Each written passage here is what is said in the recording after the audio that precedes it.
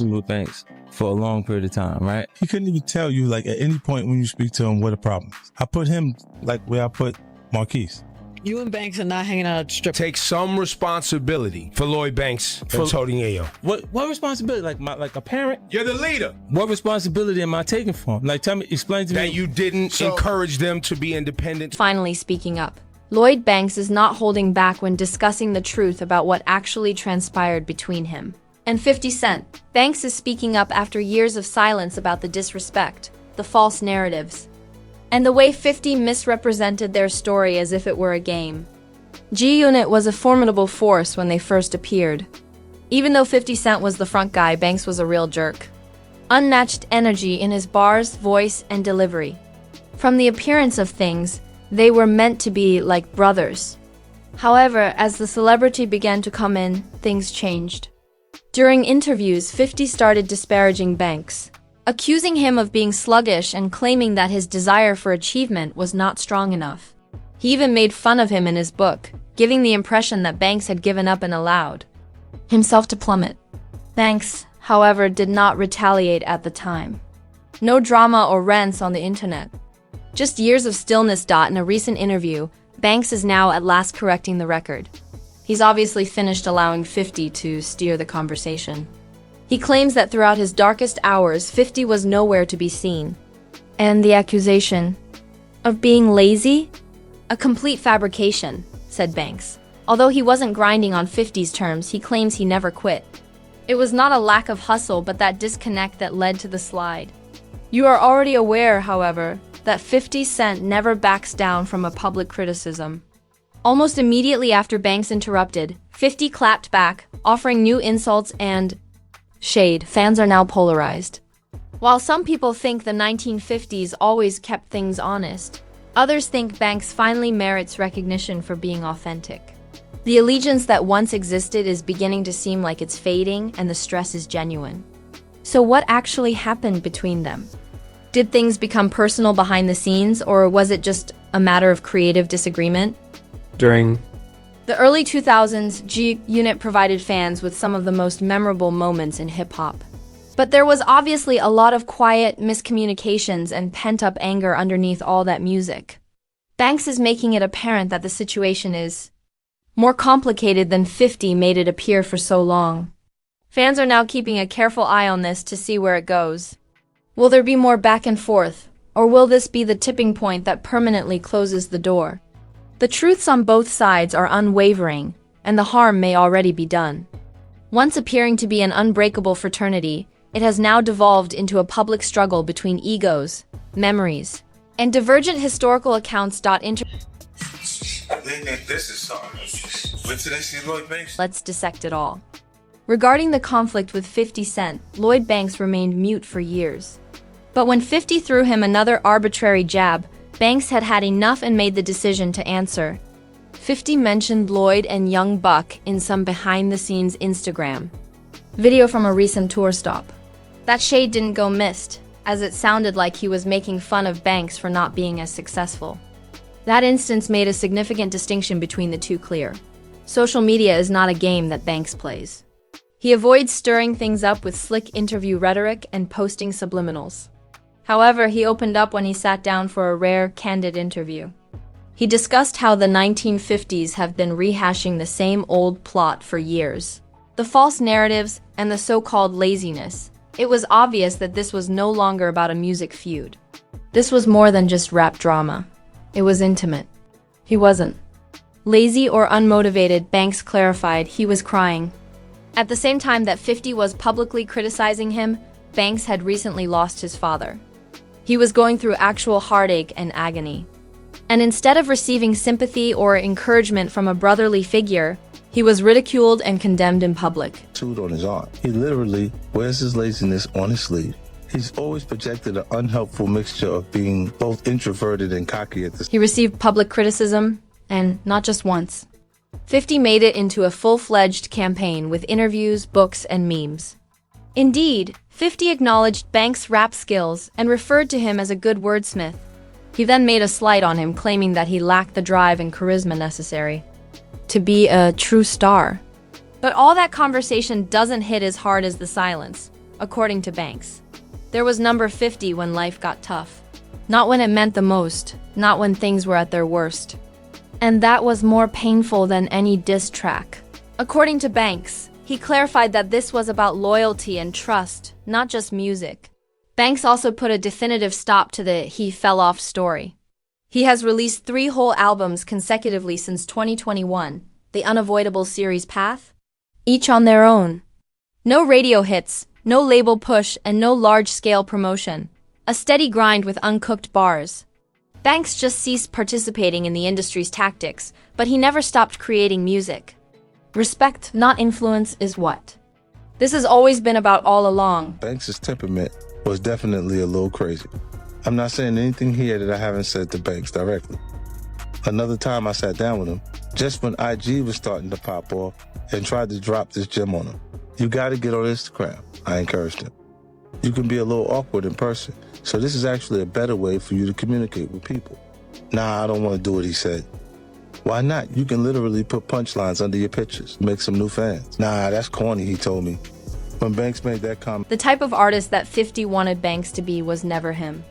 He was unassuming, unconcerned with constant attention, and most definitely not pursuing viral fame. His sole concentration is on the bars, not the buzz. He is a rapper's rapper. And that's precisely why 50 began to distance himself. You're considered dead weight in the 1950s if you're not contributing to the empire. Banks had given up on becoming a soldier. His route was his own. It's important to remember that 50, Banks, and Tony Yayo were more than just musical collaborators. Together, they arose in Queens, South Jamaica. This was a genuine neighborhood bond rather than one that was produced by a label. Rap was a means of escape for these young people who were merely trying to live. And he didn't abandon his lads when the 50s band, Get Rich or Die Trying, took off. He took them with him into the spotlight. G-Unit evolved into more than just a collective. It developed into a movement, a brand, and an entire way of life. And Banks was unrivaled in terms of pure lyricism. Banks' icy tone and witty wordplay contrasted with 50's magnetism and hooks. That was quickly observed by fans. Money in the Bank, Cold Corner, and other hits were all direct heat, and his mixtape game was unrivaled. very good lyricist. Among what are known as the punchline rappers who will end their bars with a funny or tongue-in-cheek line, Banks like to call himself the PLK, or Punchline King. I don't know if he's the king, but I'll give it to him that he's in the conversation. He is not, however, a great live performer, stylish dresser, or a domineering personality. So if he doesn't check those 3 boxes, how is he going to get bigger and become the star in real life? When Banks released The Hunger for More in 2004, it became an immediate hit. Within a month, that album became a platinum record. Songs like I'm So Fly, On Fire, and Karma quickly became hits. At that moment, G-Unit seemed invincible. Banks was establishing himself as a genuine MC. 50 was running the charts, and Yo was enjoying some success of his own. More fire was then brought in by Young Buck and The Game. Both the industry and the streets were under their control. The focus had shifted from music alone. They sold Reebok sneakers, had clothing lines, and even had a video game. The Cruise? Chemistry looked unbreakable at the time. What about Banks? He had a significant role in G-Unit's success and wasn't just a sidekick. The group's identity was shaped by his voice, delivery, and serene passion. Banks was once regarded by 50 as one of the team's rawest rappers. But things quickly changed when the pressure and fame began to mount. The Cruise fissures began to appear. It was Young Buck who got ejected first. For a long period of time, right? He couldn't even tell you, like, at any point when you speak to him what the problem is. I put him, like, where I put Marquise. You and Banks are not hanging out at a strip club, No, he goes though. but you don't go. No, I don't see me there. We went to Atlantic City. We was in it was a showcase. They expect a show to happen tonight. Yeah, like, yeah, we will see you at the show tonight. And I go, oh, they expecting a show. Like, I was like, yo, call all of them, tell them to come here. When I asked Banks, like, when you go to perform your show. This game went haywire. Without warning, the G-Unit machine began to lose speed. While all of that was going on, Banks started to regress gradually. He was never one to brag, but now he was hardly present. Although there was no major commotion or dramatic split, it was clear how far he was from 50. Everything changed after that initial G-Unit wave. As the uniformity weakened, it began to resemble a logo shared by lone artists. There will never be a true reunion of G-Unit because too much has happened, as even 50 acknowledged. Officially, that door was shut. Banks continued to fade into the background in the meanwhile. Not even attending events for the 50s, no interviews, no press runs. It appeared to the majority of fans that Banks had completely stopped playing. But there was much more going on behind the scenes. Banks remained silent, but 50 continued to do interviews and make lighthearted remarks. He kept using the same old term lazy and pretended to have done everything in his power to help Banks win. 50 claims that Banks didn't want it badly enough. According to him, Banks never truly grasped the music industry and failed to develop and adapt. We're both popping. So that makes sense that they still resonate with him so deeply. I can relate. I still love the music from when I was that age too. The difference is I haven't patterned my career after KRS-One and Coogee Rap. What would be the point of that? They were both incredible in their moment.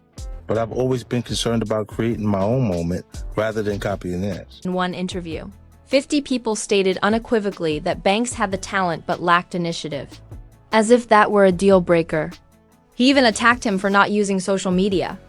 But Banks isn't like that at all. He stays quiet, concentrates on his work in private, and avoids all the phony industry games. No drama, no clout chasing, just music. For many supporters, that was what made him genuine. But that put him at risk for 50. When 50 released Hustle Harder, Hustle Smarter, he really stepped up the ante. Yayo and Banks were criticized by him for being unable to move on and for being mired in the past. He specifically mentioned Banks, claiming that he felt too at ease, refused to change, and remained in his comfort zone.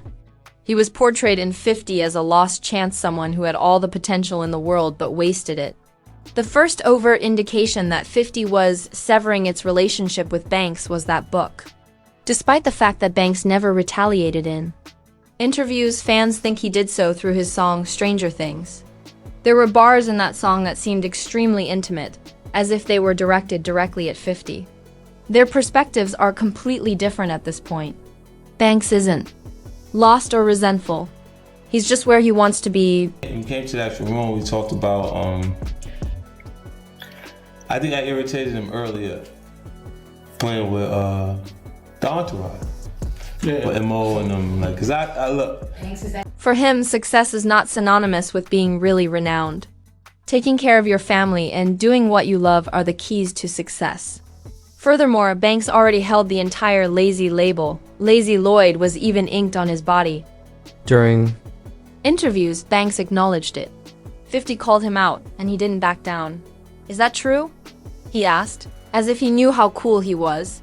He is laid back, to be sure, but that does not equate to being lazy. Being a full-time celebrity comes with a lot of added noise, which Banks simply doesn't want. He is not a circus performer. He is here to create music. However, he perceived that as a lack of hunger at 50. This is where it truly gets complicated. Loyalty is paramount to 50. Anyone who crosses the line even slightly is cut off, not a word. I would rather be held at gunpoint than be betrayed, 50 stated. To him, it's that serious. He believes that he rode hard for his people and would even put his life in danger for them.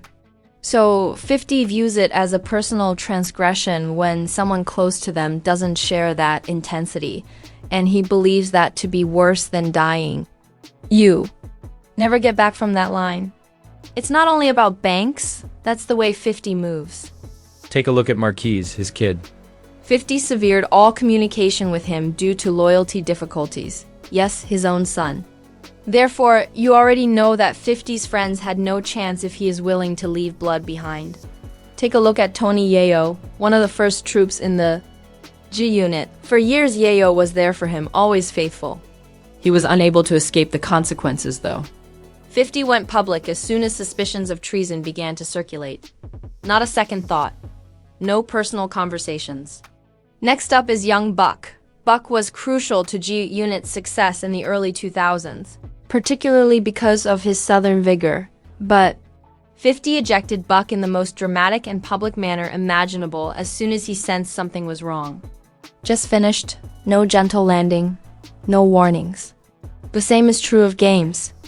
Game was once the most popular new name in G-Unit, but following their arguments, he was severely reprimanded. Hip-hop history is replete with their feud. It struck 50 in a new way when they came across the reunion picture of Game and Lloyd Banks. That was making the rounds online. That was the icing on the cake. Of course, 50 didn't remain silent. When you look at this picture, what do you see? He said in a since-deleted post. I see misunderstanding. If it's just me, I don't know. I'm something of a cancer. Don't age beside me. I have no problem with it, but I never asked for difficulty. Then he went on, it's not how I feel about it that's the question, but how does Lou Mack feel? There are things that are simply better left alone. Without stating it explicitly, that post says it all. Without engaging in a lengthy back and forth. It was 50's method of expressing his feelings of betrayal. The message, however, was plain to those who are familiar with the past. That photo, that instance, the line was crossed. This is where we are now. After being silent for years, Lloyd Banks finally shares his story, and 50 people still support it. Two ex-brothers who are now living in two entirely different worlds. One who uses media and business to pursue legacy. The other uses music as a means of finding meaning, tranquility. Perhaps there was never going to be a reunion of the G-Unit. Fans will always remember what they created, though, and ponder what might have been if circumstances had been different. I'll see you next time, my stars or hushers, whichever you rock with. We'll keep locked in over here. Stay alert and focused till then.